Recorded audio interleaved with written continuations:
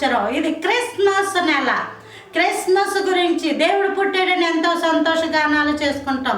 దేవుడు పుట్టాడు అనడానికి మరియు గొప్ప ఆదరణ కలిగించే వార్త ఏంటంటే కీర్తనల గ్రంథం 16వ అధ్యాయము 7వ వచనం, నాకు ఆలోచనకర్త అయిన యెహోవాను స్తుతించెదను.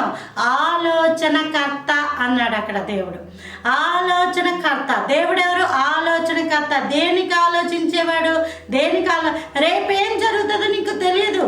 చాలామంది జీవితాలు తల క్రిందలు అయిపోవడానికి, నాశనం అయిపోవడానికి, బ్రతుకులు తెల్లారిపోవడానికి, బళ్ళు అయిపోవడానికి, ఓడలు అయిపోవడానికి, కోటీశ్వర్లు రోడ్డు మీదకి వచ్చేయడానికి, రోడ్డు మీద ఉన్న వాళ్ళు కోటీశ్వర్లు అయిపోవడానికి కారణం ఏమిటి అంటే వారి యొక్క ఆలోచనలు తల క్రిందలు అయిపోవడం. ఇలా జరుగుతుంది అనుకున్నాను, ఇది మంచిదే అనుకున్నాను, ఇదే అవుతుంది అనుకున్నాను, అరే ఎందుకు ఇలా అయింది అని సతమతం అయిపోతూ ఉంటారు. ఎందుకు? ఆలోచనలు సరిగా లేక.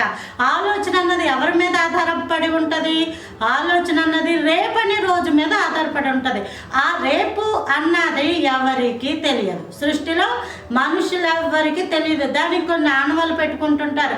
ఆ విధంగా అయితే ఇది మంచిది, ఆలోస్తే అది మంచిది, ఇదైతే మంచిది అని ఏటేటో మంచి మంచి మంచి మంచి అని పెట్టుకుంటారు. కానీ దేవుడు యెహోవా మంచివాడు. దేవుడు నీ జీవితంలో ఉంటే అది నీకు మంచిది. హల్లెలూయా.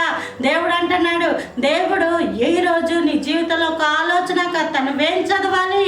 దేవుడిని అడుగు ఆలోచన. నువ్వేమి ఉద్యోగమా, వ్యాపారమా? దేవుడిని అడుగు, దేవునికి ఆలోచన ఇస్తాడు. ఆ వివాహమా, ఈ వివాహమా అనేవో తేడాలు ఉంటాయి. అవి దేవుని దగ్గర అడుగు. ప్రభు నీ చిత్తానుసారమైన అమ్మాయి కావాలి, నీ చిత్తానుసారమైన అబ్బాయి కావాలి.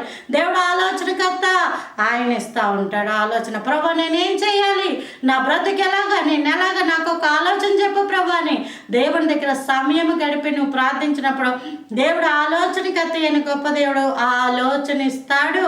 ఈరోజు దేవుడు జన్మించాడు అంటే నీకు ఆలోచన చెప్పడానికి. నువ్వు ఆయన ఆలోచన అడుగు.